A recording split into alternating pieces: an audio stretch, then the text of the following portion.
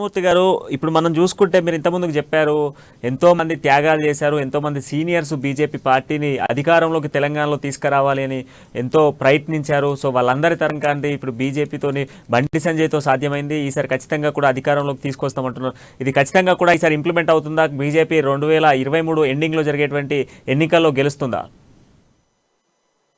ఇవాళ బీజేపీలో ఉన్న సీనియర్స్ అందరూ కూడా చాలా మంది వాళ్ళ ప్రాణాలకు ఒడ్డగట్టి ఇవాళ ఎంతో మంది నక్సలైట్ దాడుల్లో కావచ్చు, లేకపోతే ఎమర్జెన్సీ సమయంలో కావచ్చు, చాలా సందర్భాల్లో బీజేపీలో ఉన్న నాయకులు ప్రాణాలు కోల్పోయి దెబ్బలు దాడులు జరిగి వాళ్ళపైన రకరకాలుగా దాడులు జరిగిన తర్వాత కూడా బీజేపీని కాషాయం జెండాని నిలబెట్టే ప్రయత్నం చేసి వారందరి కృషి వల్ల చాలా మంది సీనియర్స్ ఇవాళ ఎంతో కష్టపడి వాళ్ళ పార్టీ ఉనికి కోసం కాపాడిన రోజుల నుంచి పార్లమెంట్ సభ్యులు, 2 ఎమ్మెల్యేలు ఇట్లా ఉన్న సందర్భాల నుంచి ఇవాళ మొత్తం దేశవ్యాప్తంగా భారతీయ జనతా పార్టీ వైపు ఉన్న సందర్భంలో ఇవాళ తెలంగాణలో ఖచ్చితంగా భారతీయ జనతా పార్టీ కాషాయం జెండా ఎగరబోతున్నది. ఎందుకంటే దీంట్లో చాలా రకాలుగా ఉన్నాయి.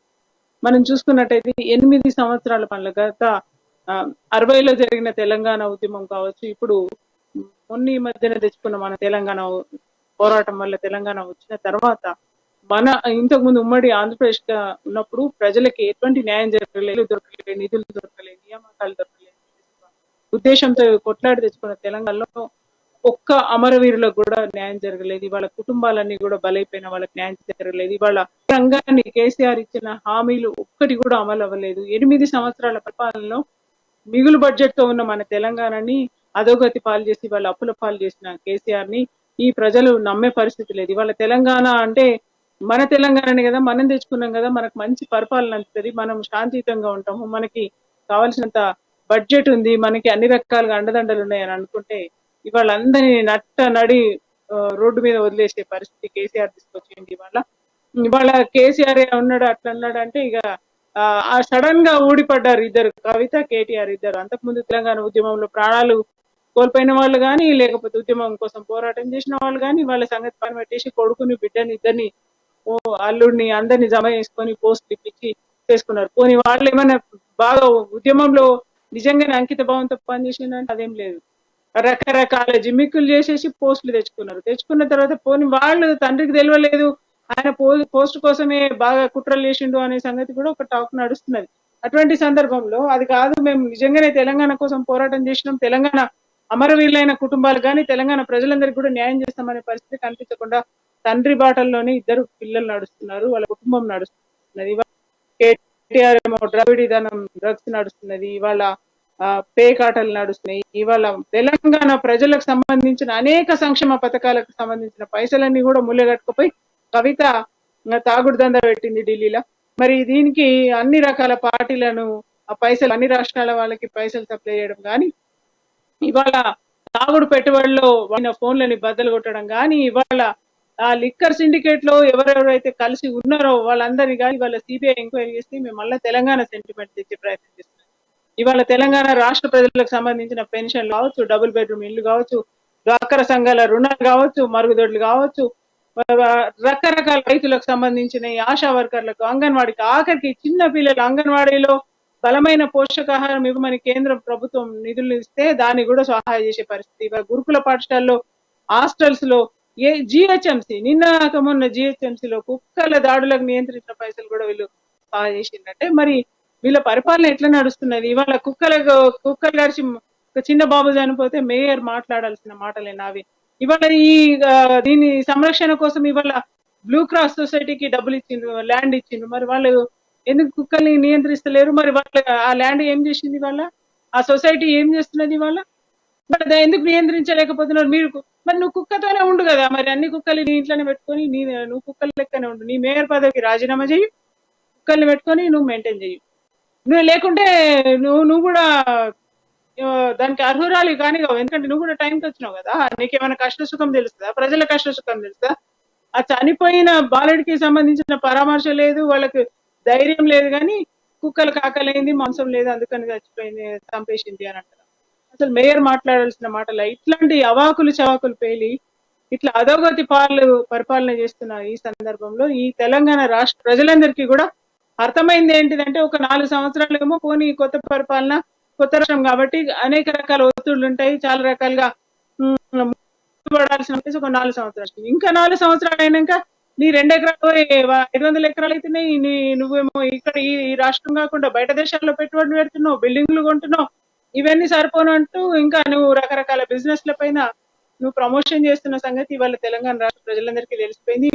కబ్జాలు, పేకాట దందా, డ్రగ్స్ దందా, లిక్కర్ దందా, ఎవరు అమాయకత్వంగా కనిపిస్తే ఇవాళ దాని పేరుతో దందాలు, ఇవాళ ఎన్ని రకాల స్కామ్లు చేయాలనో, ఎన్ని రకాల కుట్రలు కుతంత్రాలు చేయాలనో, ఎన్ని రకాలుగా దోపిడీ చేయాలనో గీతామూర్తి గారు, అసలు తెలంగాణ బీజేపీకి అన్ని ప్రాంతాలలో అభ్యర్థులు ఉన్నారా?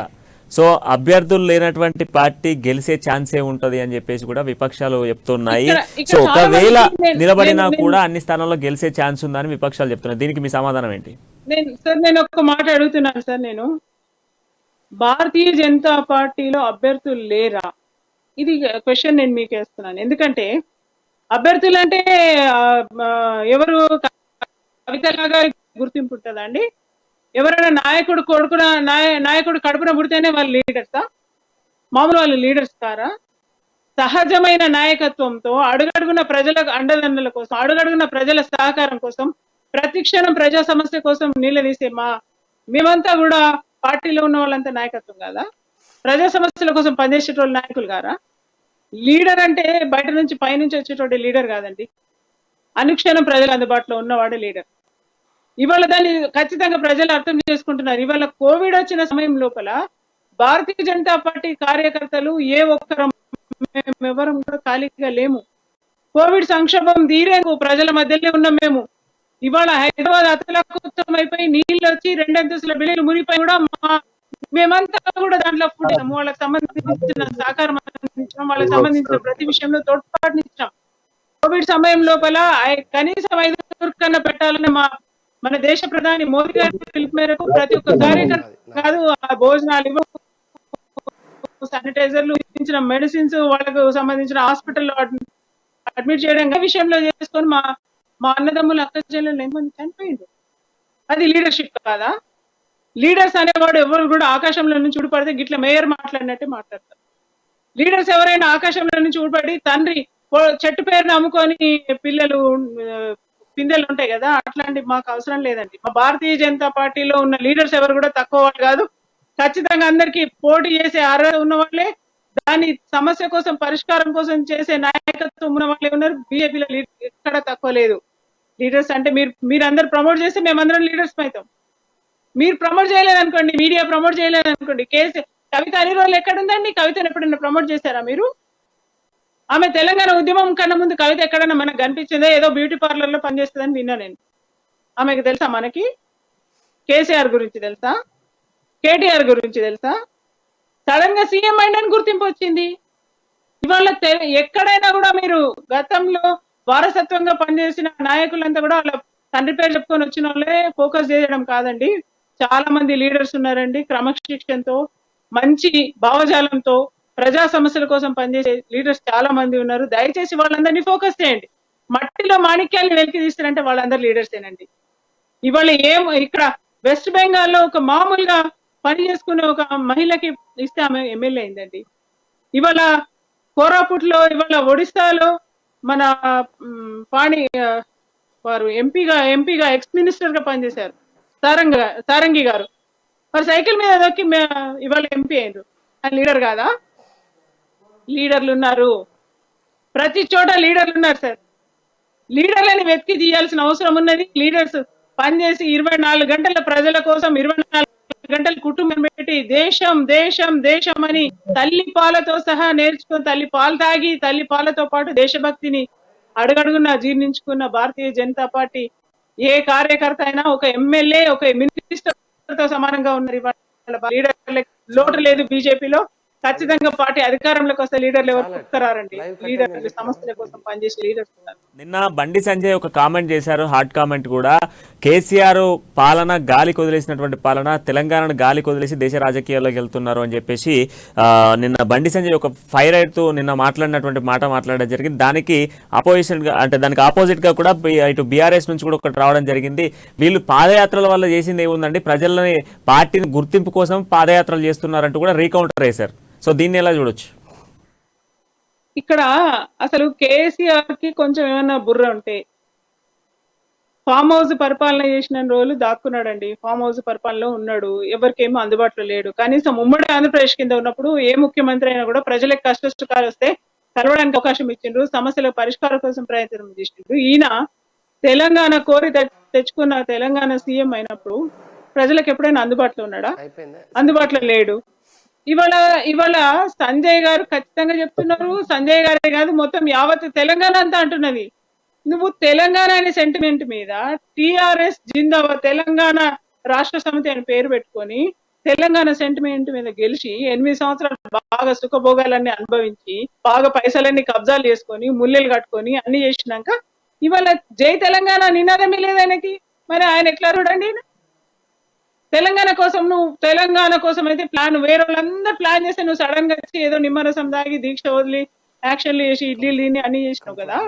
చేసిన తర్వాత తెలంగాణ ప్రజలు నీకు అప్పచెప్పిండ్రు, చెప్పినాక నువ్వు ఇవాళ జై తెలంగాణ అంటున్నావా? నీకు అసలు ఏమన్నా కొంచెం సిగ్గు బుద్ధి అభిమానం ఏమన్నా ఉందా తెలంగాణ ప్రజల మీద?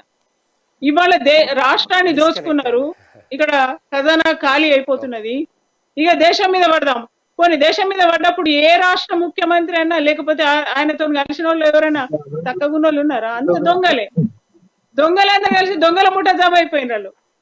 దొంగల ముఠ జమ అయిపోయి ఇవాళ ఏడు దోసుకుందాం, ఏడ మాట్లాడదాం, ఇవాళ మోదీకి వ్యతిరేకంగా ఎట్లా పనిచేద్దాం, బీజేపీని ఎట్లా అనగదొక్కుదాం అనే కుట్రలు కుతంత్రాలతో ఉన్న మనిషి ఆయన నడన ప్రజలకు న్యాయం చేసింది. రైతు బంద్ ఈడ రైతులకి రైతులు ఆత్మహత్యలు చేసుకుంటే పక్క రాష్ట్రంలో రైతు బంద్ చెల్లించెక్కులు గీతామూర్తి గారు ఒకసారి